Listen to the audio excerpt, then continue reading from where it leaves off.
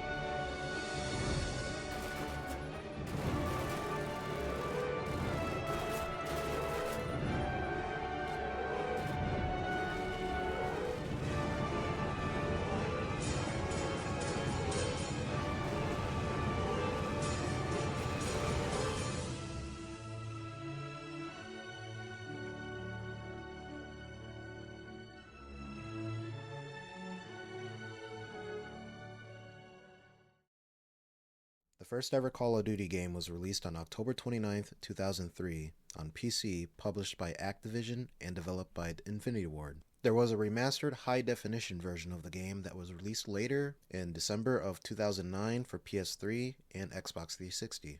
But for this video, I'll be using my gameplay footage covering and playing the PC version single-player campaign. The game is based on a modified version of the Quake 3 game engine, and many more games in the series used this engine, just more and more modified down the line. In September 2004, the game had an expansion pack named Call of Duty United Offensive, which I plan on covering in my next video. Call of Duty was inspired by the Medal of Honor video games, but unlike Medal of Honor, you don't just have one viewpoint of the war, which was the American soldiers, but also the viewpoint of British and Soviet soldiers. Call of Duty also featured the infamous shell shock.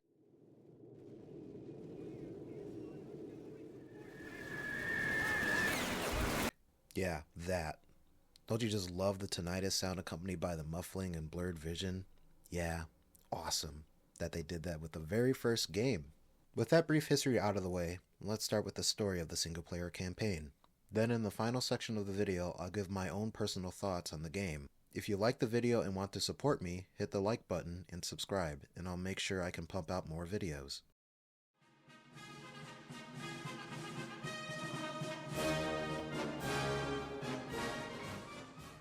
The game starts with the American campaign through the perspective of Private Martin.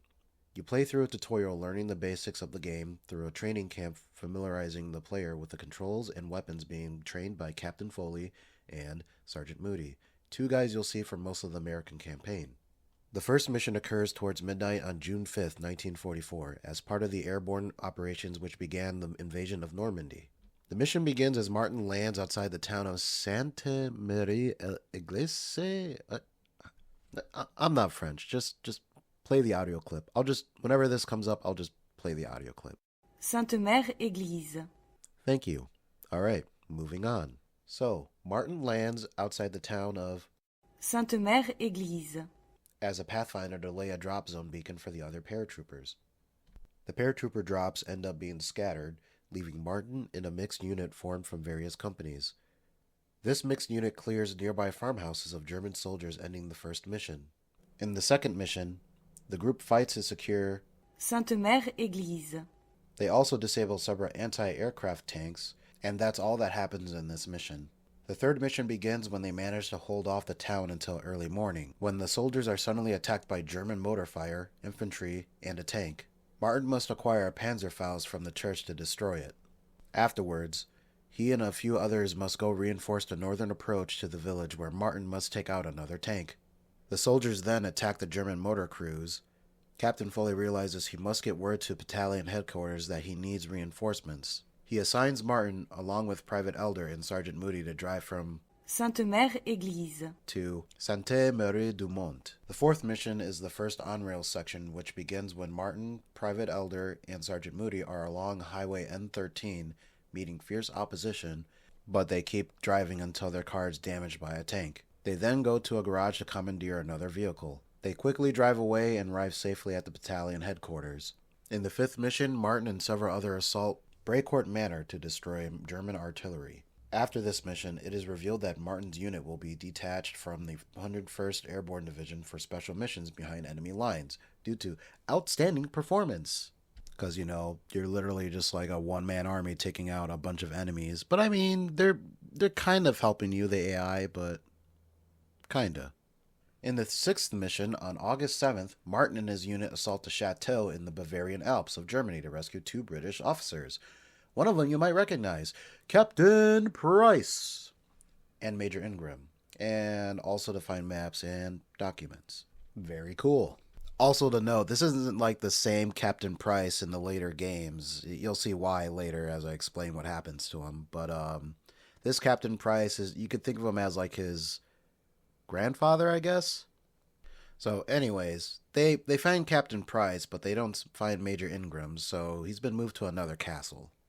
The seventh mission on September 8th requires the unit to free Major Ingram from a prisoner camp.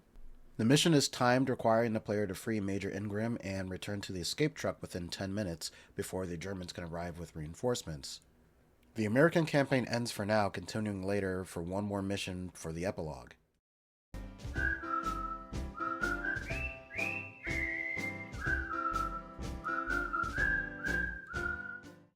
Now starting the British campaign. The first mission of the British campaign has you playing as Sergeant Evans, and other units take part in Operation Tonga. Just after midnight on June 6, 1944, the unit is being dropped off from a plane, and they crash land alongside the Caen Canal near Pegasus Bridge.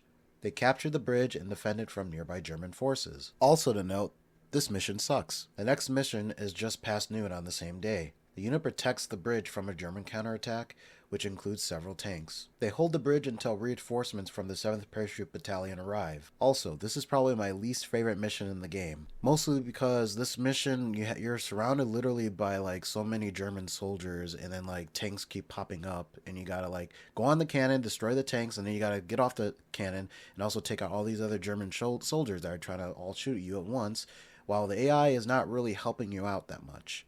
Something else I wanted to add too is that Captain Price is in this mission, and this is before he gets captured. The third mission, taking place on September 2nd after Captain Price is rescued from the American campaign, has Evans working alone, now with the Special Air Service. He is inserted next to the Eater Dam and destroys the anti-aircraft guns protecting it. Evans also destroys the electrical generators in case the dam is not destroyed by the bombs, and this is all done by one guy. What a Giga Chad. Evans escapes on a German truck stolen by Captain Price and Sergeant Waters, ending the mission. In the fourth mission, Evans, Captain Price, and Sergeant Waters drive to an airfield while evading motorized patrols. When they arrive at the airfield, Evans needs to shoot down several dive bombers. The mission ends when the men escape in a stolen plane. The fifth mission takes place on October 27th.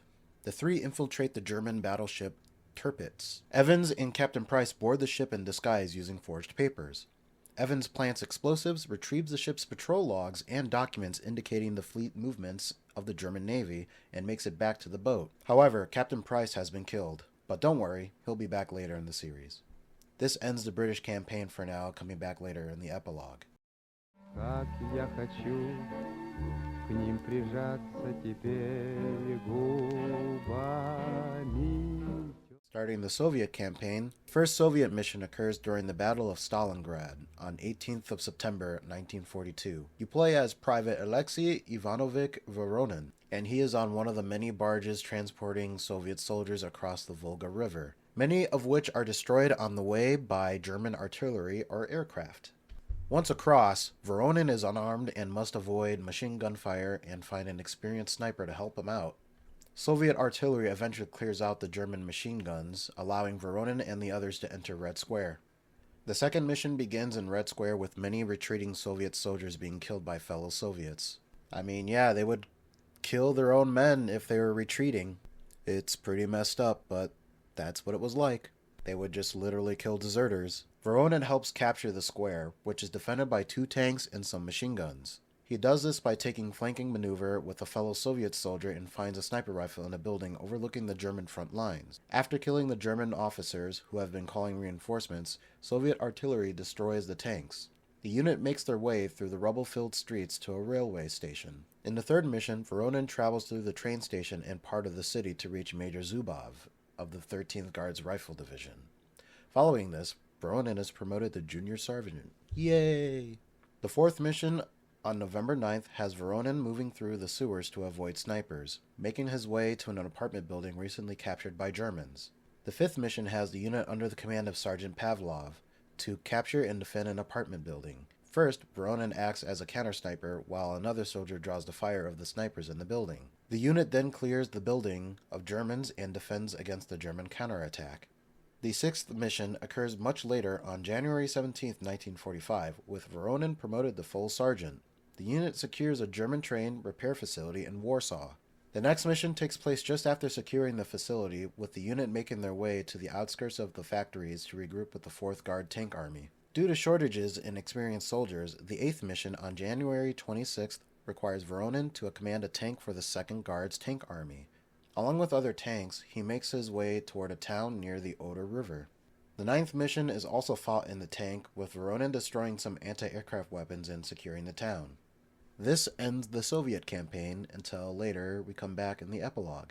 In the epilogue mission for the Americans, we're back through the perspective of Private Martin's unit in northeast of Backstone, Belgium on January 15, 1945. The unit clears out 2 bunkers and takes documents from them. After acquiring the documents, 2 Panzer tanks come over a ridge and are accompanied by numerous soldiers. Martin must use the flak cannons and Panzerfaust to take out the tanks. After this is over, the American campaign ends with Foley congratulating Martin on his actions. The epilogue mission for the British campaign has Sergeant Evans' unit near Bergsteinfurt, Germany on February 2, 1945. The unit is sent to destroy some mobile V-2 rockets. When they finally reach it, it turns out they don't have enough explosives to destroy them completely. Consequently, Evans must fuel the rockets and use the fumes to increase the explosion, effectively destroying them. They then fight their way to an extraction point on the other side of the bunkers surrounding the V-2 rockets, ending the British campaign. In the final mission for the Soviet campaign, on April 30th, 1945, Sergeant Voronin is returned to the 150th Rifle Division. His unit battles in Berlin to reach the Reichstag, and they raise the victory banner atop the building, finally ending the game. The final part of the video with my final thoughts / review. I've always been meaning to explore some old first-person shooters such as Call of Duty, and I wanted to know what this game was like to play, and I can see how great it would have been for its time. The game introduced different perspectives on World War II, where typically you would just play as an American soldier. For the American campaign, this was probably the most boring out of the 3. I did enjoy some missions, and I understand because it's the first part of the game, and they're just introducing you to the mechanics and stuff, but most of them were just go here and place a bomb on this AA gun, or destroy some tanks. My favorite mission from the American campaign would have to be the car chase mission, being the first one in the series as it was cool and cinematic. I thought the developers did a really good job on all the on-rails levels. Looking at how it started in the very first game and now how it's used in every other game in the series. As for the British campaign, it had a rough start with the first 2 missions. I did not like them very much, as there was no cover. You were basically surrounded by German soldiers everywhere. The dam mission is my favorite mission in the game, as you're thrown into the level alone with no squad mates, just only you as you go through the whole level, and once you complete the objective, the developers are like, hey, go through the whole level again, backtracking, fighting through more enemies. And I actually enjoyed it because they actually did it pretty well. If it wasn't for the first 2 missions, I would have said the British campaign was my favorite. And for the last campaign being the Soviets, this was my favorite mostly because of the first mission and how they introduced the situation of everyone being gunned down, deserters were shot on sight, and everyone rushing up the hill hoping they don't get hit by mortar fire or bullets. Just imagine how terrifying that would be. and just that dark, gritty tone of it was just awesome. Also, I like the journey of Voronin literally starting out with just being handed a cartridge of ammo, not even given a gun. He goes up in the ranks, you slowly start to arm yourself by taking back Stalingrad, and it's just really cool. Overall, I thought this game was great, and would recommend it to anyone who wants to play a classic early 2000s shooter. Someday I'd like to challenge myself and play it again on the hardest difficulty, maybe live stream it on Twitch, or YouTube, whatever. But I would put like a death counter on there, maybe like to see how many, I don't know. There would have to be rules set where like I can't like because you can manually save in the game, and I would have to like make it so that I could only use like checkpoints or something. And that's it. This is the end of the video. I want to thank you for making it this far.